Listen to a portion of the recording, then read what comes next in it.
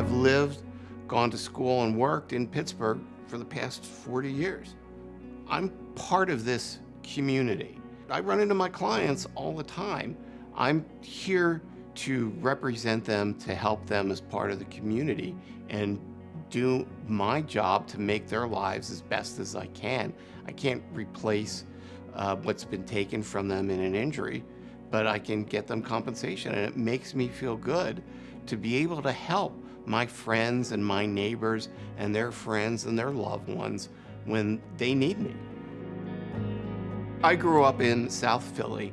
It was a working class Italian neighborhood, and it gave me the opportunity to meet people with different cultural backgrounds.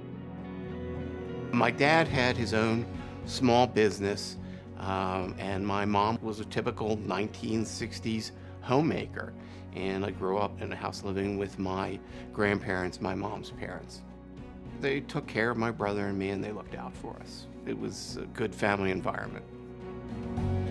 I started grade school earlier than I should have. I skipped second grade, and I went to a junior high school that had a program where you took 7th and 8th grades together. So ultimately, I ended up graduating high school when I was 15. It was a difficult experience because, you know, in terms of maturity level, I was 3 years younger than everyone else, and physically, compared to my peers, I couldn't compete.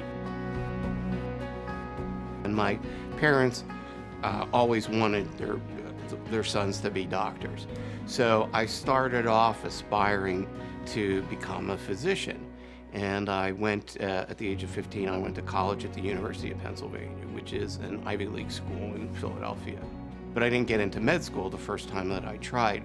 So I went to Northwestern University in Chicago, Illinois, at the medical school campus, and I got a master's in public health from Northwestern. And then I moved to Pittsburgh in 1983 to attend medical school at Pitt. My first experience is just like everyone else. I had to fly out here for the med school tour and visit, and just like everyone else, my first view of Pittsburgh is coming through the Fort Pitt tunnels, and it opens up into this beautiful downtown area. And it was a very beautiful, nice city and it's convenient to get around in. It's not this sprawling metropolis where it takes you an hour and a half to get from one side to the other. My brother is an internationally known physician. I was following in his footsteps, and it just took some time for me to realize that wasn't for me. So I took a year off, and I actually worked for Pitt in the biochemistry lab, and then I got accepted into law school at Pitt. And my second year in law school, I got a job working at a major law firm downtown doing plaintiff's personal injury work. I met the twins through another member of the bar, and we started collaborating on cases, and we became friends. And when I was ready to leave my former law firm, I spoke with them, and we decided a business relationship would be mutually beneficial for all three of us. And since then, we've worked together as friends and business partners, growing our practice to 7 lawyers and thousands of people we've helped over the years.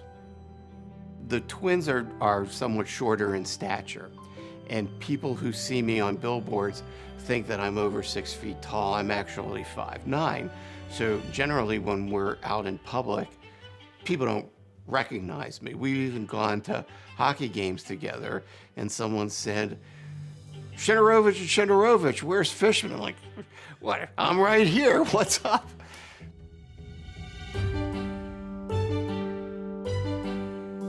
My kids were born in Pittsburgh, and they grew up, and they both still live here.